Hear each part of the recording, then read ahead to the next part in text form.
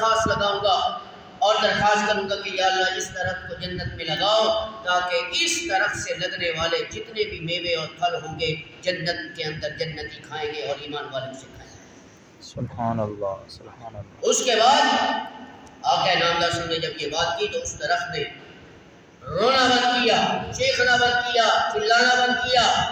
جب یہ واقعہ کوفہ کی مسجد میں حضرت حسن بصری رحمۃ اللہ علیہ جو کبار تابعین میں سے تھے ان کو فرمایا کرتے تھے کہ ہم سے تو وہ خشک لکڑی جو نہ دیکھنے والوں کو دیکھ سکتی ہے نہ آنے والوں کو دیکھ سکتی ہے، بے جان ہے، اس نے آقا نامدار صلی اللہ علیہ وسلم کی 3 فٹ کی جدائی کو برداشت نہ کر سکا، اور ہم نبی پاک کے امتی ہو کر نبی کی سیرت کو چھوڑ کر رونا نہیں آتا، ہم نبی پاک کی سنت کو چھوڑ کر ہمیں رونا نہیں آتا۔ وہ ہم سے کھجور کا درخت بھی اچھا تھا جس نے میرے نبی کی 3 فٹ کی جدائی کو برداشت نہ کر سکی، اور ہم جناب رسول اللہ صلی اللہ علیہ وسلم کا کلمہ تو پڑھ لیا ہے لیکن جھوٹ بول رہے ہیں، ہم جناب رسول اللہ صلی اللہ علیہ وسلم کے محبت کے دعوے دار تو بن چکے ہیں لیکن بازاروں میں جھوٹ بول کر سودا بیچ رہے ہیں، ہم تو جناب رسول اللہ صلی اللہ علیہ وسلم کے محبت کے بڑے وفادار تو بن گئے، مسجدیں بڑی بن گئی ہیں، نماز پڑھنے والا نمازی نظر نہیں آتا۔ اس امت کا کیا بنے گا مرنے کے بعد؟ جو اپنے آپ کو نبی کا عاشق کہلاتے ہیں، جو اپنے آپ کو رسول اللہ صلی اللہ علیہ وسلم سے وفاداری کا ثبوت دیتے ہیں، اس امت کا کیا بنے گا جو حرام کھا رہے ہیں، جو حرام کما رہے ہیں، اپنی نسلوں کو بھی حرام کمانے کی اور کھلانے کی دعوت دے رہے ہیں، اس امت کا کیا بنے گا؟ اذان آ رہی ہے اور یہ اپنے گھر سے نماز پڑھنے کے لیے مسجد کی طرف نہیں آتا، گھر کے سامنے مسجد ہے، یہ نماز پڑھنے کے لیے نہیں آتا، اور امیدیں لگا کے بیٹھے کہ اللہ مجھے اس دنیا کے اندر عزت دے گا، امیدیں لگا کر بیٹھے ہیں کہ اللہ مجھے اولاد دے گا، امیدیں لگا کر بیٹھے ہیں کہ اللہ میری مرنے کے بعد قبر کو روشن کر دے گا۔ کہاں ہے واقعات ایسے؟ لاؤ کوئی مثال ایسی دنیا میں ہے کہ جس نے ساری زندگی میرے نبی کی محبت میں نہ گزاری، جس نے ساری زندگی اللہ اس کے رسول کی نافرمانی کی ہو، دنیا میں اس نے عزت کو پایا ہو؟ لاؤ کوئی مثال ہے؟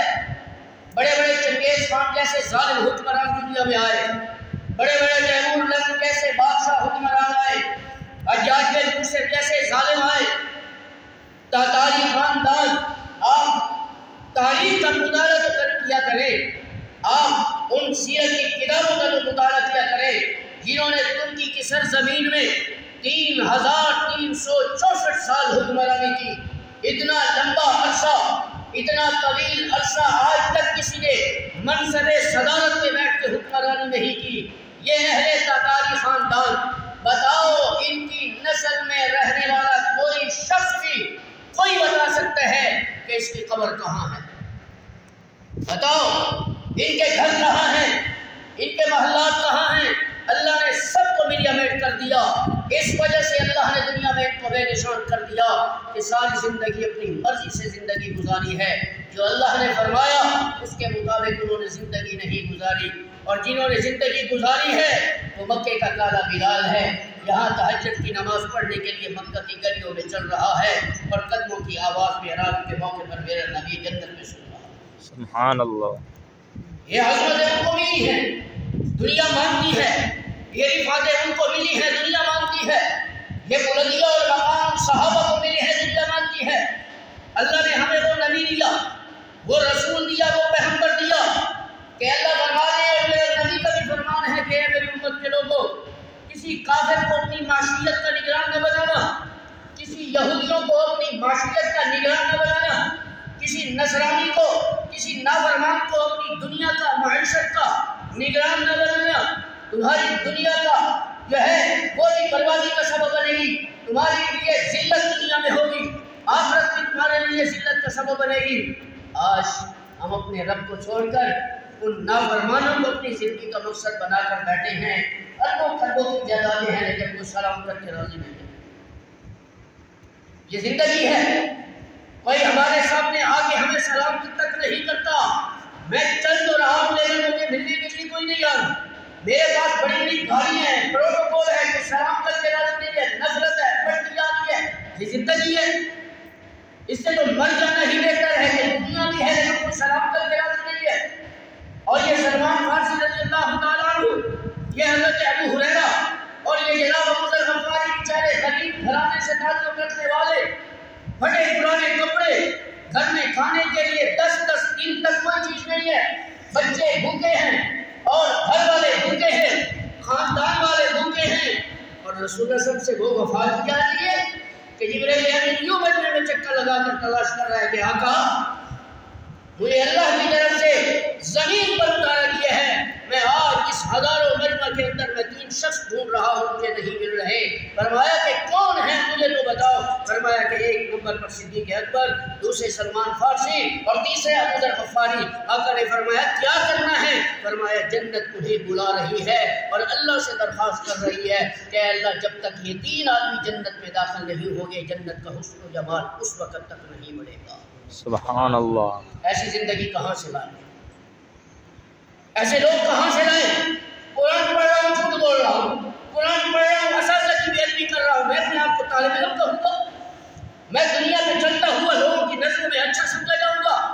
میں نے 10 سال مدارس کے اندر لگائے، میں نے اساتذہ کا ادب نہ سیکھا، میں نے اپنے بڑوں کا ادب نہ سیکھا، دنیا میری عزت کرے گی، دنیا میرا احترام کرے گی۔ میرے نبی کی مجلس میں آنے والوں کے حالات یہ ہوا کرتے تھے کہ آقا نامدار کے مجلس میں آ کر یوں دو ہو کر بیٹھا کرتے تھے اور دیکھنے والا یوں سمجھتا تھا کہ اللہ والا رنگوں سے گویا کہ ان کے سروں پر پرندے ہیں نہیں دے ایسا عالم۔ پھر تاریخ نے وہ منظر نہیں دیکھا۔ کیا آپ لوگوں کو نہیں پتا کہ کتنے سال ہو گئے؟ 1550 سال گزر گئے ہیں، صحابہ کرام تو قبروں میں چلے گئے ہیں، آج 1550 سال کے بعد ممبر پہ ان کا نام لیا جا رہا ہے کہ نہیں لیا جا رہا؟ بولو، لیا جا رہا ہے۔ کیوں؟ کیا ان کے پاس دولت تھی؟ کیا بڑے بڑے فیکٹریوں کے مالک تھے؟ کیا بڑے بڑے کارخانوں کے مالک تھے؟ کیا ان کے بڑے بڑے محلات تھے؟ نہیں، ان کے سینوں میں محمد رسول اللہ کی محبت تھی، سبحان اللہ۔ ان کے سینوں میں قرآن تھا، اور قرآن کو فقط ہماری طرف پڑھا نہیں تھا، قرآن کو پڑھا اور قرآن کو سمجھا اور اس کے مطابق اگلی زندگی گزار کے آنے والی نسلوں کو دکھایا کہ قرآن کو اس طرح پڑھا جائے، قرآن کو اس طرح سمجھا جائے، قرآن پہ اس طرح اپنی جان کو قربان کیا جائے۔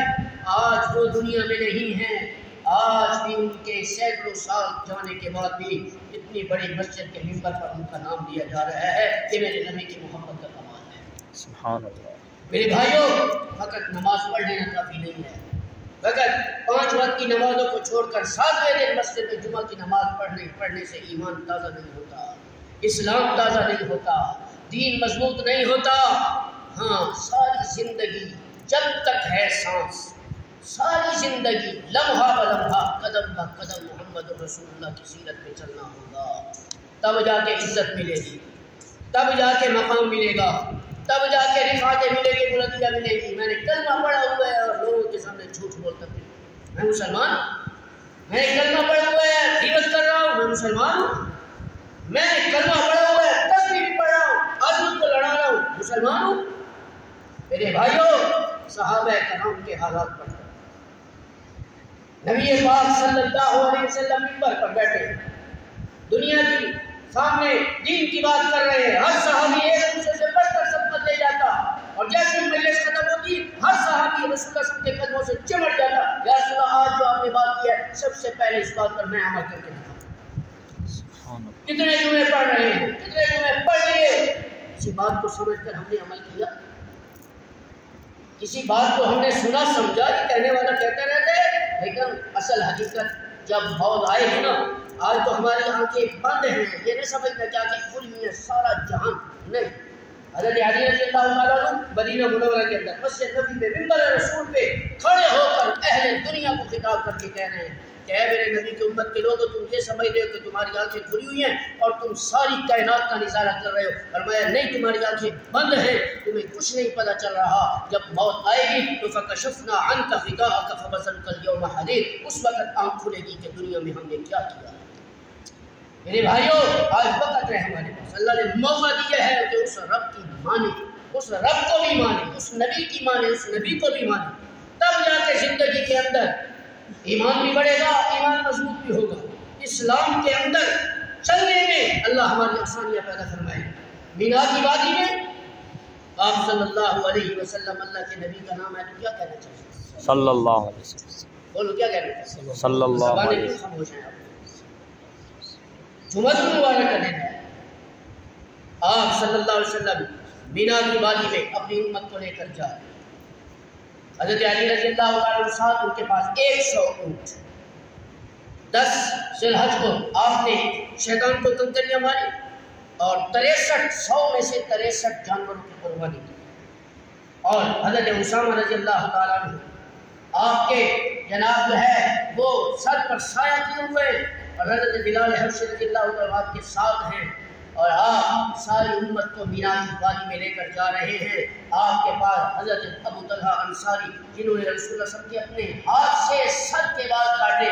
اور حدیث کی کتابوں میں آتا ہے کہ رسول اللہ صلی اللہ علیہ وسلم نے اپنے سر کے جو سیدھی طرف کے بال تھے وہ سارے صحابہ میں تقسیم کر دیے اور الٹی طرف کے بال سارے کے سارے ابو طلحہ انصاری رضی اللہ تعالیٰ عنہ کو دیے. کتنے وہ خوش نصیب صحابی تھے کہ جس کے سر کے مبارک بال حضرت ابو طلحہ انصاری کے ہاتھ میں آئے. سبحان اللہ. آئے مینا کی وادی ہے اور جناب رسول اللہ صلی اللہ علیہ وسلم پوری امت کو وہاں اعلان کر رہے ہیں اليوم اکملت لکم دینکم واتممت علیکم نعمتی ورضیت لکم الاسلام دینا. فرمایا کہ میں نے دین تم تک مکمل کر دیا. اقرار کرو یہ اسلام آپ تک پہنچا دیا اور پہنچانے کا حق ادا کر دیا. اور فرمایا فلیبلغ الشاہد الغائب. یہ میرا اعلان، یہ میرا جو ہے یہ میری گفتگو، یہ میری سیرت، یہ میری سنت، یہ میرا کلمہ غائبین تک پہنچانا. جنہوں نے مجھے نہیں دیکھا غائبین کون ہے؟ میں ہوں. غائبین کون ہیں؟ آپ ہیں جنہوں نے میرے نبی کو نہیں دیکھا. صحابہ نے وہ دین امت تک پہنچایا اور آقا نامدار صلی اللہ علیہ وسلم نے اس آخری بیان کے آخری الفاظ میں فرمایا کہ اے میرے صحابہ نبر اللہ امرا سمع مقالتی ففعاها، کہ جس نے میری بات کو سنا، بات کو سمجھا اور سمجھ کر آنے والی نسلوں تک اس پیغام کو پہنچا دیا، اللہ اسے آباد کرے گا، اللہ اسے شاداب کرے گا، اللہ اسے جو ہے سرسبز کرے گا اور قیامت کے دن وہ میرا امتی میرا ہاتھ پکڑ کے جنت الفردوس میں داخل. آج تو ہماری زبان سے سبحان اللہ نہیں نکل رہی تو جنت کے بڑے ٹھیکیدار بنے ہوئے ہیں. سبحان اللہ. بڑے ٹھیکیدار بنے ہوئے ہیں. یوں جنتیں نہیں ملا کرتی کسی کو.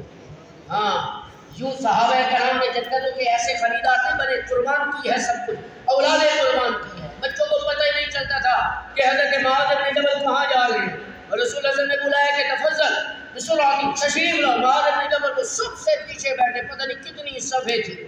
آقا نامدار نے جلیل اور صحابہ آگے بیٹھے ہوئے، کسی کو بلایا نہیں، کسی کو بات تک نہیں کی، پیچھے بیٹھے وہ معاذ. بات کرو یا رسول اللہ کیا حکم ہے؟ فرمایا اذهب الى اليمن، جاؤ یمن کی طرف. یا رسول اللہ کیا کرنا ہے؟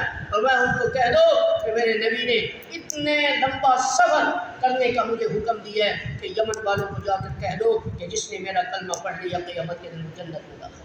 سبحان اللہ. معاذ ابن جبل نے جب یہ اعلان سنا، توجہ بات سنی، اپنے گھر نہیں گئے. یوں مسجد نبوی کے بالکل قریب ان کا گھر نہیں گئے کہ میں اپنے بچوں کو تو بتلاؤں کہ میں ایک ملک کو چھوڑ کر دوسری ملک میں جا رہا ہوں، دوسرے علاقے میں جا رہا ہوں. کتنے دن لگیں گے؟ بچے بھوکے بیٹھے ہیں، بیوی کو پتہ نہیں ہے. معاذ گھر نہیں گئے، ان کے کون یمن کی طرف جا رہے ہیں. کہنے والے نے کہا بھائی جاؤ اپنی بیوی کو تو بتا دو کہ مجھے میرے نبی نے وہاں بھیجا ہے، بچوں کو تو پتہ چل جائے کہ میرا باپ کہاں جا رہا ہے. فرمایا نہیں، مجھے اس وقت میرے بچوں کی تو اوپر کوئی پرواہ نہیں، محمد کے کلمے کی پرواہ ہے. سبحان اللہ. معاذ ابن جبل الٹے پاؤں، گرمی کی پرواہ نہیں ہے، سردی کی پرواہ نہیں ہے، پتھریلی عرب کی زمین ہے، گرمی ہے، سورج سر پر ہے، کچھ نہیں کھایا، کچھ نہیں پیا اور یمن کے پہاڑوں پر کھڑے ہو کر اعلان کر رہے ہیں یا معشر الیمن انا رسول اللہ الیکم. اے یمن والو، میں تمہارے پاس اللہ اس کے رسول کا پیغام لے کر آیا ہوں. میں تمہاری دولت چھیننے کے لیے نہیں آیا، میں تمہاری زمینوں پر قبضہ کرنے کے لیے نہیں آیا، میں تمہاری سلطنت کو خریدنے کے لیے نہیں آیا. میں ایک پیغام لے کر آیا ہوں. وہ پیغام مجھے دنیا کے کسی بادشاہ نے نہیں دیا، وہ کسی وزیر نے نہیں دیا، وہ کسی انجینئر نے نہیں دیا، وہ کسی پروفیسر نے نہیں دیا. اس عظیم شخصیت نے مجھے یہاں بھیجا ہے کہ جس کی برکت سے اللہ نے پوری کائنات کو بنایا.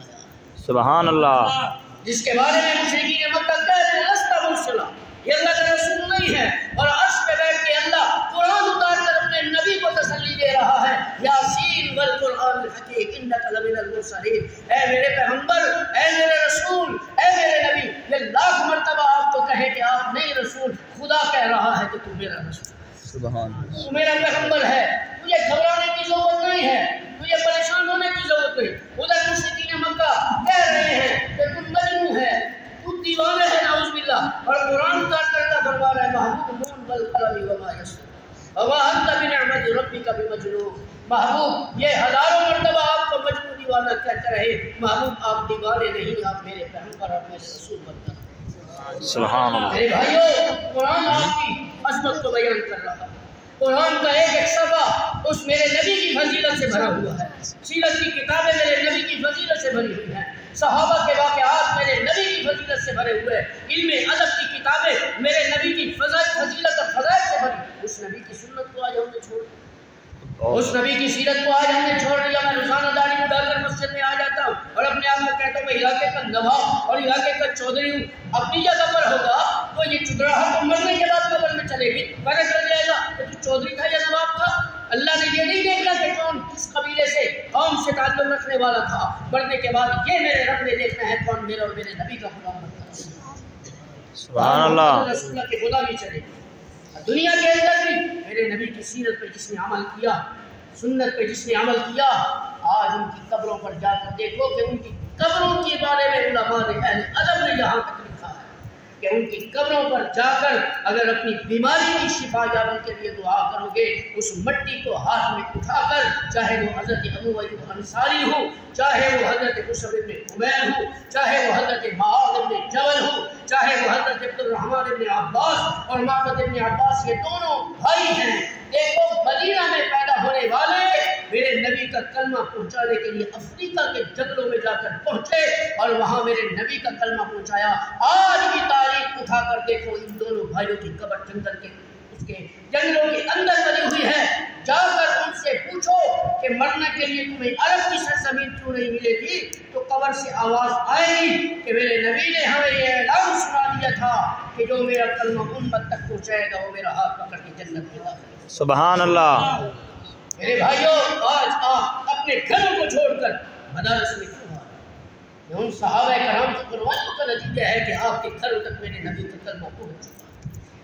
آپ اپنے رشتہ داروں کو چھوڑ کر اس دیہات میں بنے ہوئے اس گلشن میں آئے ہو، یہ دولت کا کمال ہے، یہ تجارت کا کمال ہے، یہ میرے نبی کے صحابہ کی قربانیاں ہیں جو وہ قبروں میں پڑے ہوئے ہیں، ان کا دین آج بھی زندہ ہے، ان کا پھیلایا ہوا اسلام آج بھی دنیا کے کونے کونے میں پہنچا ہوا ہے۔